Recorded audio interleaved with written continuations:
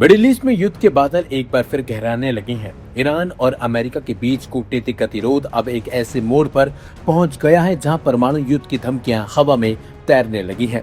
हालिया घटनाक्रम में ईरान ने स्पष्ट चेतावनी दी है कि अगर उस पर दोबारा सैन्य हमला किया गया तो वह अपने यूरेनियम संवर्धन की दर को बढ़ाकर 90% कर देगा। संकट की शुरुआत तब हुई जब अमेरिकी राष्ट्रपति डोनाल्ड ट्रंप की ओर से दिए गए कूटनीतिक प्रस्तावों को ईरान ने सिरे से खारिज कर दिया।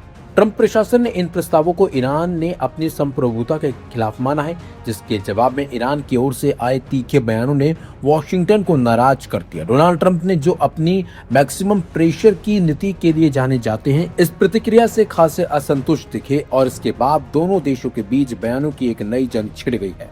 ईरानी संसद के राष्ट्रीय सुरक्षा और विदेश नीति आयोग के प्रवक्ता इब्राहिम रेजाई ने इस तनाव को एक खतरनाक स्तर पर पहुंचा दिया है। रेजाई ने सोशल मीडिया प्लेटफॉर्म एक्स पर घोषणा की है कि अगर ईरान की सुरक्षा को खतरा पैदा होता है या फिर उस पर हमला किया जाता है तो ईरान यूरेनियम संवर्धन को 90% तक ले जाएगा।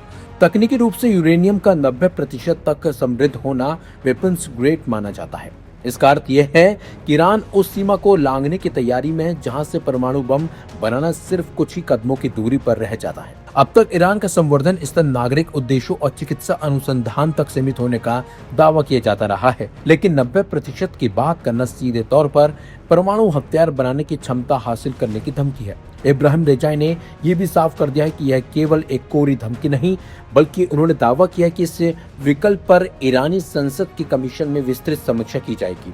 यह कदम दर्शाता कि ईरान के अंदर एक बड़ा राजनीतिक वर्ग अब परमाणु अप्रसार समझौते से पीछे हटने और सैन्य परमाणु क्षमता विकसित करने के पक्ष में लामबंद हो रहा है। रेजाई का बयान इस बात का संकेत है कि ईरान अब अंतर्राष्ट्रीय दबाव के आगे झुकने के बजाय अपनी सुरक्षा के लिए परमाणु प्रतिरोध को अंतिम हथियार के रूप में देख रहा है। वैश्विक सुरक्षा पर प्रभाव और इजरायल की चिंता। ईरान की इस चेतावनी ने न सिर्फ अमेरिका बल्कि इजरायल और खाली देशों की नींद भी उड़ा दी है। इजरायल लंबे समय से कहता रहा है कि वह ईरान को किसी भी कीमत पर परमाणु शक्ति नहीं बनने देगा। अगर ईरान 90% संवर्धन की दिशा में एक भी कदम आगे बढ़ाता है तो यह पूरे क्षेत्र में एक बड़े सैन्य टकराव को जन्म दे सकता है। विशेषज्ञों का मानना है कि ट्रंप और ईरान के बीच यह संवादहीनता का दौर वैश्विक तेल बाजार और अंतर्राष्ट्रीय सुरक्षा के लिए अत्यंत घातक हो सकता है। जहां अमेरिका आर्थिक प्रतिबंधों को और कड़ा करने की तैयारी में है, वहीं ईरान अपनी परमाणु तकनीक को ढाल बनाकर जवाबी कार्रवाई की मुद्रा में है। फिलहाल पश्चिम एशिया एक ऐसे चौराहे पर खड़ा है जहां एक छोटी सी भी गलती या गलतफहमी बड़े युद्ध का कारण बन सकती है। इब्राहिम रेजाई का बयान सिर्फ एक सांसद की प्रतिक्रिया नहीं, बल्कि ईरान की बदली हुई युद्ध रणनीति का हिस्सा नजर आती है। दुनिया की नजरें अब इस बात पर टिकी हैं कि क्या कूटनीति के बंद होते दरवाजे फिर से खुल पाएंगे या पश्चिम एशिया एक नए और विनाशकारी परमाणु युग की दहलीज पर कदम रखेगा।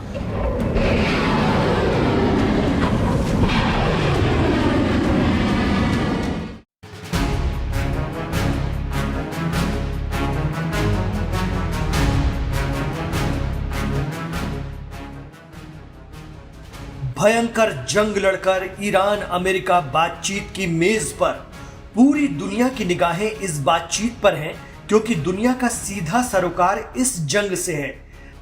हर देश में हाहाकार मचा हुआ है या मचने की आशंका बन रही थी। ऐसे में सभी का फोकस उस शख्स पर जाता है जिसके नमूदार होते ही एक उम्मीद बंध जाती है कि वो दुनिया को संकट से निकालेगा। यहां अमेरिकी प्रेसिडेंट ट्रंप की बात नहीं हो रही है, बल्कि एक ऐसी शख्सियत की जो डिप्लोमेसी का चलता फिरता एनसाइक्लोपीडिया माना जाता है। ईरान की अमेरिका इसराइल के साथ 40 दिनों की जंग हो या उससे पहले पिछले साल 12 दिनों की लड़ाई, उसके बीच उसके बाद दुनिया में घूम घूम कर ईरान का पक्ष मुस्तैदी से रखने वाले और डिप्लोमेसी के मोर्चे पर अमेरिका जैसे देश को नाको चने चबवाने वाले ईरान के विदेश मंत्री अब्बास अराक्ची एक चेहरा बनकर उभरे हैं। धैर्य, धीरज और कॉन्फिडेंस से भरा हुआ एक ऐसा चेहरा जो इंटरनेशनल लेवल पर एक मजबूत शख्सियत का मालिक है। दरअसल ईरानी विदेश मंत्री का नाम तो आप पिछले कई महीनों से पढ़, देख और सुन रहे होंगे, लेकिन हाल ही में भारत के मुंबई से ईरान इन मुंबई मिशन ने ईरानी फॉरेन मिनिस्टर अब्बास अराक्ची के 20 साल के सफर पर एक सोशल मीडिया पोस्ट साझा किया, जिसमें लिखा है बातचीत की मेज पर 20 साल, म्यूनिख 2006 से तेहरान 2026 तक। डॉक्टर अब्बास अरागची बातचीत का चलता फिरता इंसाइक्लोपीडिया है। इसे कहते हैं असली खिलाड़ी, बाकी सब तो सिर्फ फील्डिंग कर रहे हैं। पोस्ट के साथ सैयद अब्बास अरागची की एक 20 साल पुरानी और एक मौजूदा दौर की फोटो भी शेयर की गई है।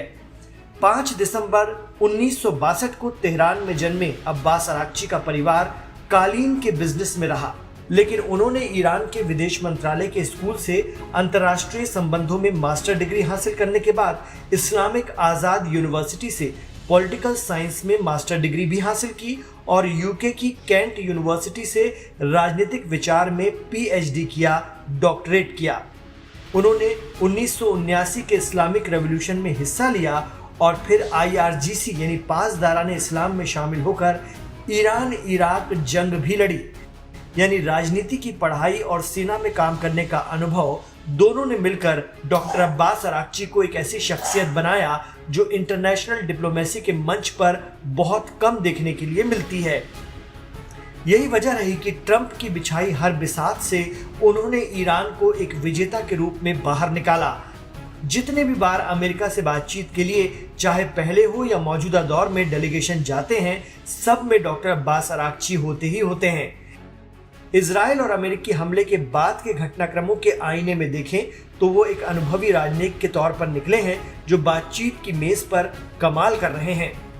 इतना ही नहीं, ईरान के विदेश मंत्री सैयद अब्बास अरागची के 14-15 मई को होने वाली ब्रिक्स देशों के विदेश मंत्रियों की बैठक के लिए भारत आने की भी संभावना है। इस बैठक का मुख्य उद्देश्य पश्चिम एशिया क्षेत्र के मौजूदा हालात पर और संकट पर समाधान को लेकर चर्चा करना है। कहा जाता है कि आप अब्बास अरागची को झांसा नहीं दे सकते। अब्बास अरागची ऐसे शख्स हैं जिन्हें ये पता है कि पिछले मसौदों में कौन सी बातें या मुद्दे कहां दबे हुए हैं। अगस्त 2024 में ईरान के राष्ट्रपति मसूद पेजेश्कियान ने उन्हें अपनी सरकार में विदेश मंत्री बनाया था, लेकिन उससे पहले अब्बास अरागची 1989 में विदेश मंत्रालय से राजनीतिक करियर की शुरुआत कर चुके थे।